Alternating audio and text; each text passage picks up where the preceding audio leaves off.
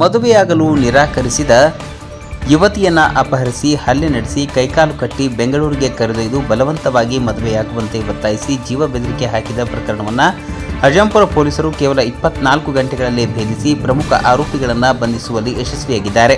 ಯುವತಿಯ ದೂರಿನ ಮೇರೆಗೆ ಅಜಂಪುರ ಪೊಲೀಸ್ ಠಾಣೆಯಲ್ಲಿ ಪ್ರಕರಣ ಸಂಖ್ಯೆ 180/2026 ದಾಖಲಾಗಿದ್ದು, ಮಂಜುನಾಥ್ ಸೇರಿದಂತೆ 8 ಮಂದಿಯ ವಿರುದ್ಧ ಅಪಹರಣ, ಹಲ್ಲೆ, ಅಕ್ರಮ ಬಂಧನ ಹಾಗೂ ಜೀವ ಬೆದರಿಕೆ ಸೇರಿದಂತೆ ವಿವಿಧ ಆರೋಪಗಳಡಿಯಲ್ಲಿ ಎಫ್ಐಆರ್ ದಾಖಲಿಸಲಾಗಿತ್ತು. ಪ್ರಕರಣ ದಾಖಲಾದ ತಕ್ಷಣವೇ ಅಜಂಪುರ ಪೊಲೀಸ್ ಠಾಣೆಯ ಪೊಲೀಸ್ ನಿರೀಕ್ಷಕ ಶ್ರೀಧರ್ ಅವರ ಮಾರ್ಗದರ್ಶನದಲ್ಲಿ ವಿಶೇಷ ತಂಡವನ್ನು ರಚಿಸಿ ಬೆಂಗಳೂರಿಗೆ ಕಳುಹಿಸಲಾಯಿತು. ಕ್ಷಿಪ್ರ ಕಾರ್ಯಾಚರಣೆ ನಡೆಸಿದ ತಂಡ ಪ್ರಮುಖ ಆರೋಪಿಗಳನ್ನು ಪತ್ತೆ ಹಚ್ಚಿ ಬಂಧಿಸುವಲ್ಲಿ ಯಶಸ್ವಿಯಾಯಿತು.